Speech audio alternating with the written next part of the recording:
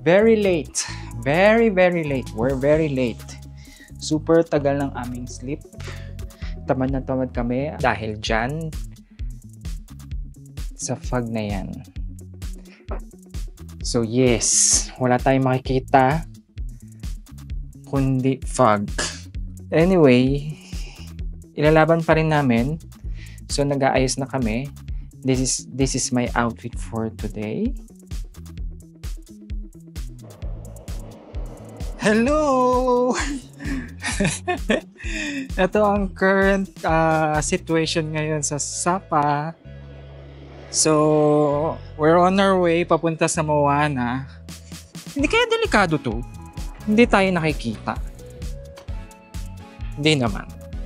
Sa sobrang foggy, nag-low light option na ako dito sa camera natin. As in, sobrang foggy. Malapit na kami, 1 minute na lang daw. Pero look, 1 minute and then ganyan pa rin siya. Paano natin kakantahan si Moana?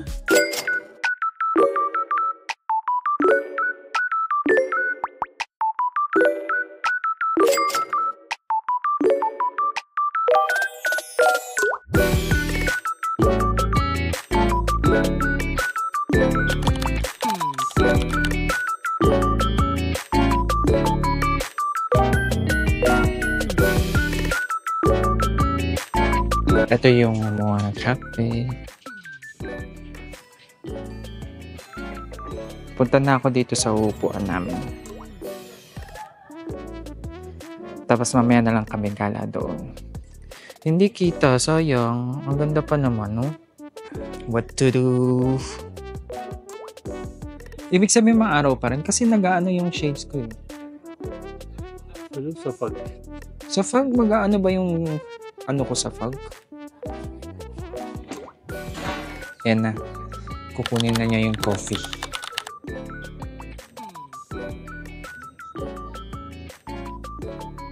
Let's check the coffee.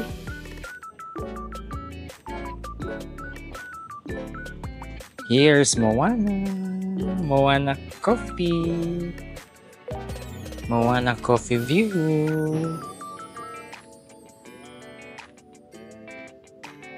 How is your experience here in Moana Cafe?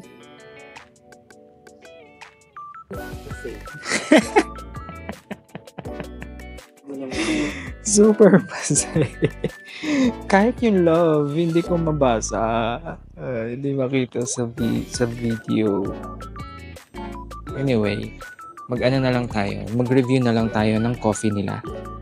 And What the doing coffee day? I don't know. That's why itatry natin. Sana sobrang init yung coffee, di ba?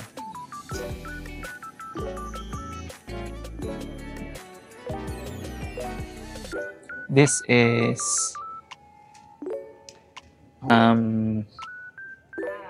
normal. This is very normal. Thank you. Thank you. Mabait si ate. Nakita kami nagpipicture. Inano kami. Pinakailaman kami. Pipicture niya daw kami. Pati niya. Ang ganda ba? Ganda naman. Kaya naman. Para tayo na sa Ghost Village. Ganda sana kung kita.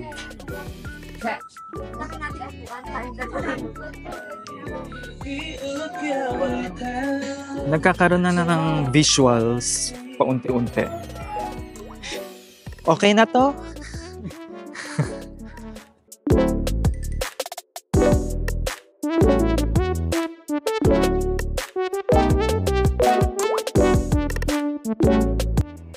Medyo kukunti yung tao ngayon kasi alam naman siguro ng mga tao na sobrang foggy. At saka from ulan talaga. From umuulan kaninang madaling araw nung nasa biyahe kami. At least meron pa rin kaming visuals na pwedeng pagkuhanan ng video and photos. So ayan yung visual. So maganda yung view na yan para kuhanan ng photo. And then meron din doon yung kamay ni Moana. And then nandito yung piano. So pwede naman nang kumuha. So nakapag nagpicture na kami doon sa may, anong tawag sa sa name nun? Basta sa, yan, Sands of Time. Ano bang time yan? Wheel of Time. And dito, yung picture ko, ayan. So, maganda sana kung blue yung background. Baka i-edit ko na lang. Photoshop ko na lang kaya. Lagyan ko ng clouds. Lagyan ko ng sky. Pero maganda naman siya. So, ito yung next target namin. Picture kami dito sa piano. Yan.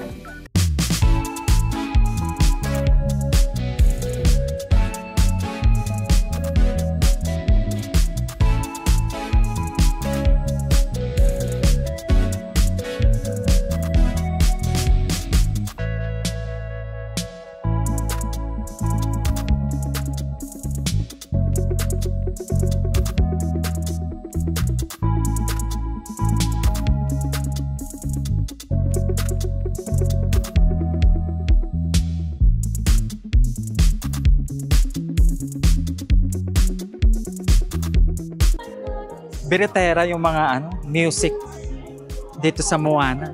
Akala ko Moana lang dapat yung music. Maybe mubirit dito.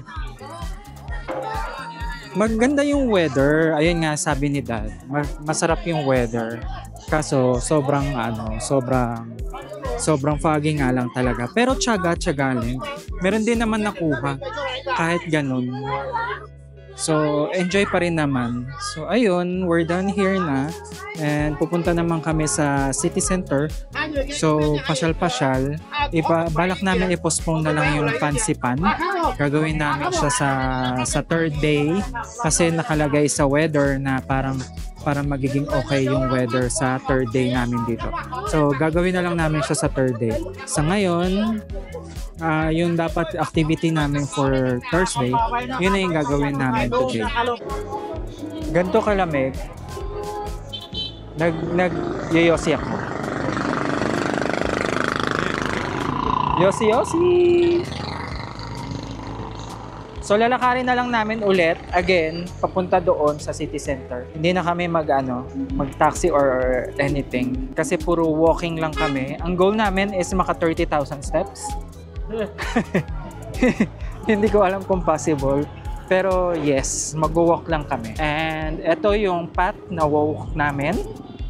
Papunta sa city center. Madadaanan natin yung hotel namin. So naka-stay kami sa KK Hotel, Sapa Hotel again. So sa mga gustong i-try yung KK Sapa Hotel, sobrang okay siya. And kasi may napanood akong vlog before. So may napanood akong vlog before na yung KK Sapa Hotel daw hindi magandang pagstayan. Kasi meron mga construction na nangyayari sa paligid niya.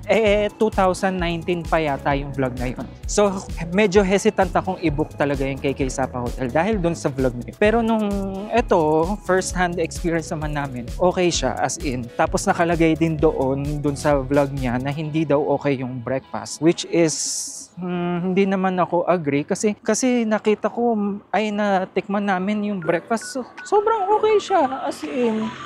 Kaya nakakatuwa rin na yung breakfast bumabawi din naman sa weather, sa fog. So okay naman yung hotel, yung kama comfortable, hindi naman siya masakit sa likod. All in all, 9.5 out of 10. Ganon yung rating namin sa kanya. If you want to try it first hand, i-book nyo yung KK Sapa ko. Malapit lang siya dito sa Moana Cafe. And malapit lang din siya sa Sapa Station. So doon kami pupunta ngayon sa Sapa Station. Naglalakad kami. Super pagod na ako. Super 90-degree slope. Sobrang taas ng slope ng nilalakaran namin. You see, tingnan niya. See? So, paakyat kami. Sobrang nakakapagod. Hindi pa naman ako nag-sloping walk sa slope walking sa gym. Kaya nakakahinga. Laban lang. Go, go, go. So, nandito na kami sa bayan. Ayan, mga foot massage, mga foot care and spa, mga massage. So, ayan. Nandito na kami sa area na to. Nakarating na kami by walking only. And then, papunta pa kami doon sa may Sapa Center, sa may Sapa Station. Let's continue.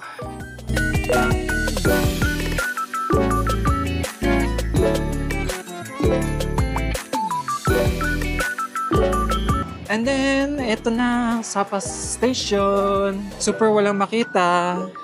So, babalik kami dito sa third day namin. Hopefully, mas may araw na. Less fog. And hopefully, mas enjoy by that time. Yes, mga mads! Welcome to Sapa Station! Here's the Sapa Station. Super sikat na destination to dito sa Sapa. So, tatawid ako. Papastory ako kay Dad. Hindi ko alam kung okay lang ba dito tumawid ng tawid. Oh, wala naman kasing pedestrian light. So, siguro pwede naman. Yes. Tumatawid na ako. And we're here. See Sapa Station. Sun Plaza. Medyo hindi kita mga mads. Pasensya na. As in, ganyan ka-foggy dito. Hindi siya makita. So, pwede na rin. Carry na rin. Si Dad, hindi ko na alam kung nasan. Ayan, tumatawid na. Ayan na siya. So, papunta kami ngayon sa Via Trekking Cafe. Pero on our way, andito pa kami sa Sapa Station. Marami kaming madadaanan dito na kung ano-ano. Like for example, sila.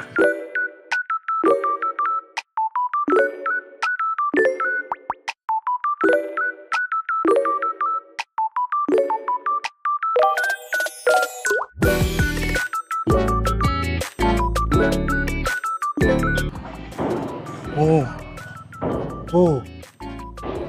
Ano yun? Saan tayo? Construction ba yun? O gong?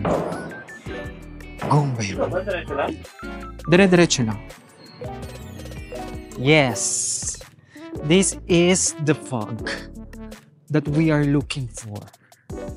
Perfect fog. Zero visibility.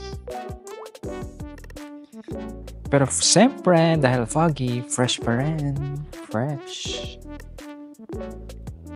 Yes, mans. Eto, pakita ko sa inyo yung current situation dito sa Via Trek.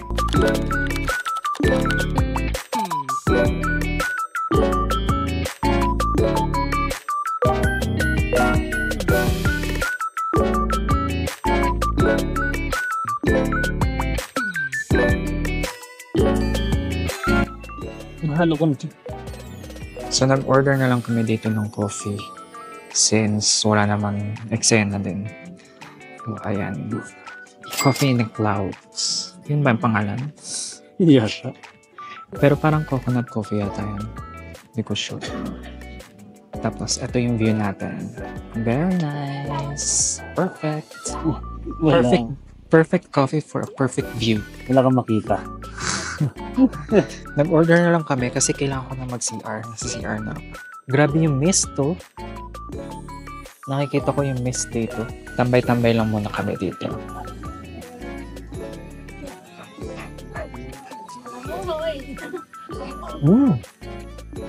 Sarap.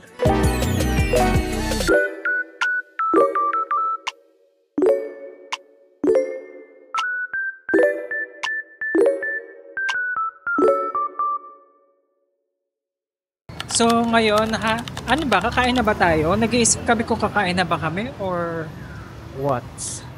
We don't know yet. Alas 5 pa lang. So hindi mo. On our way sa Eden Massage and Spa. So naisip namin na magpapaspa na lang muna kami dahil we have a lot of time. Why not? Try natin yung Eden. Yun yung highest reviewed spa here sa Sapa.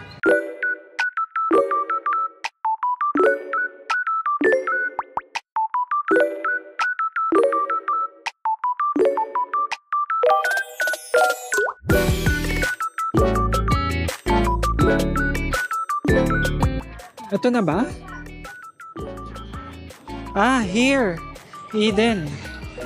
Eden Central Massage and Spa. Ah, shala-shala. Let's check the rate. So, full body is 350. What? For 60 minutes, 420. Here. For 1 and 30 minutes, 600,000. Swedish na lang yun. Di ba yung Swedish yung stretch? Or no? Yung ginagaling mo. Ah. Dito na kami sa loob, Mads. Papamassage na kami dito sa Eden Massage. So, very relaxing interior. Ay, perfect. The tea is perfect. The tea is perfect daw. Patingin ng tea.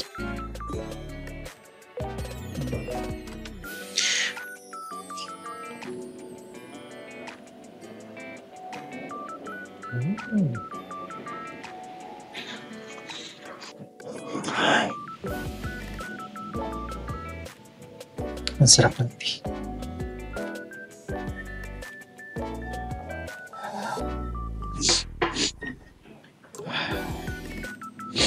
Sige na. Hintay lang kami dito. Mads, eto na. Dito na kami sa room. So, join room lang kami. So, dito kami dalawa yung massage. Vietnamese massage. Full body massage. Perfect. Yun lang. So, balitaan ko kayo. Bahis lang kami. Magubad na pala kami. Bye! Hello, Mads! Super sarap ng massage.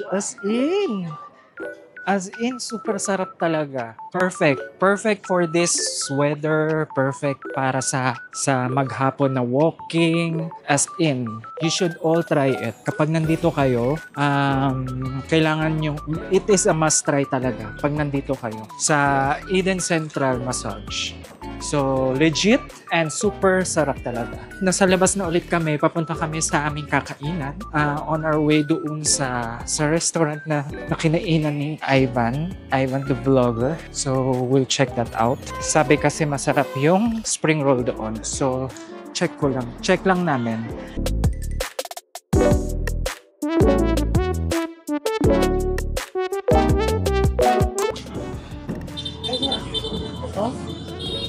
Ha? Ano ba yan? Ito na. Paradise. Paradise Restaurant.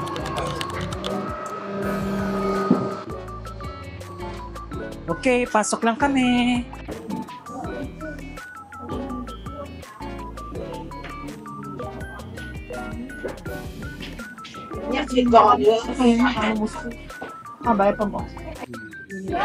I'll trust you sa mga choices mo.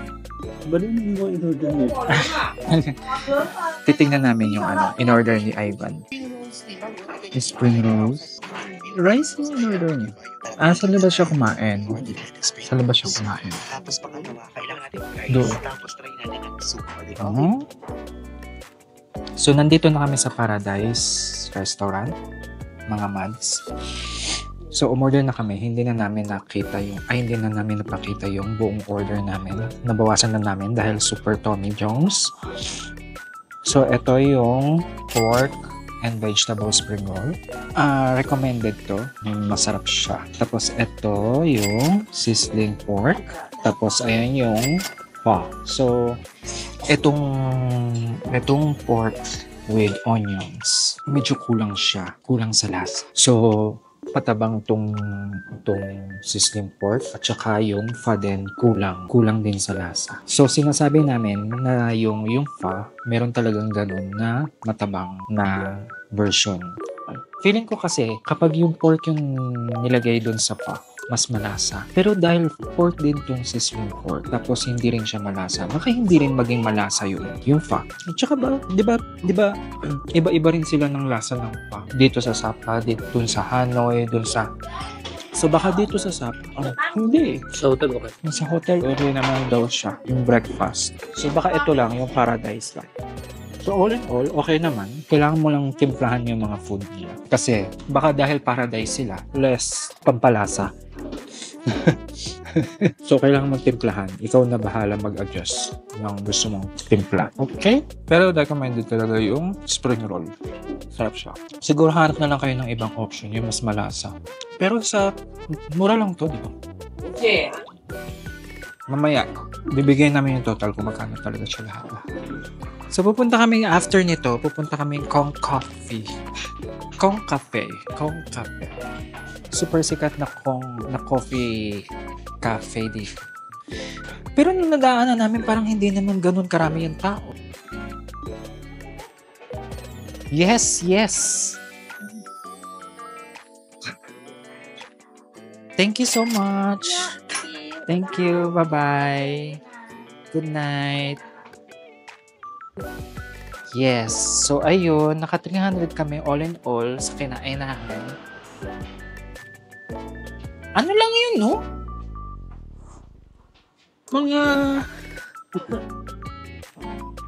Mga 40 dirhams? So, para sa 40 dirhams, yes. Pwede na yon. Go. So, as of now, we're on our way papuntang Kong Cafe. Okay?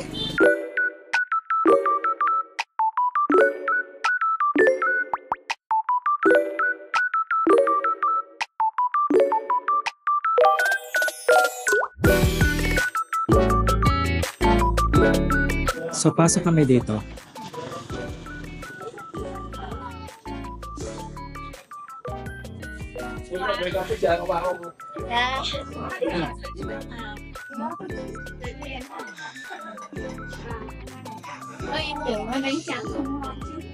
So, ito yung menu nila. Ano sa akin? Egg coffee. You have also egg coffee? You also have egg coffee? No egg coffee. No egg coffee. Wala Ayan na lang. tayo dito. Coconut coffee lang. Sige, okay na. Hot. Super hot. So, isa na, tapos. So, ayan. Medyo kakaunti naman yung tao. Hindi naman ganun karami. So, fair lang. So, wala palang egg coffee dito. Meron lang coconut coffee. Yes, I think so. 98,000 dalawan. Okay na yan. Not bad. Dalawa na yun. Ayan na siya. With star on top. Coconut coffee. With your date. That too. So yes, let's try this coconut coffee. Once and for all. Di ba same din to ng Viet Trekking? Coconut coffee din yun, di ba? Ay, tapang. So, kailangan haluin ng haluin. Kasi super tapang. Ganun ba yun? Mainit? Ah, yun. Nasa ko na. Sarap. Sarap siya.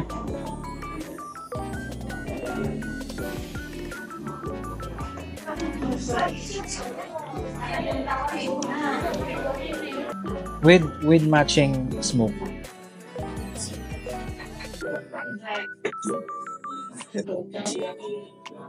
Coffee with smoke. Hashtag dads recommend.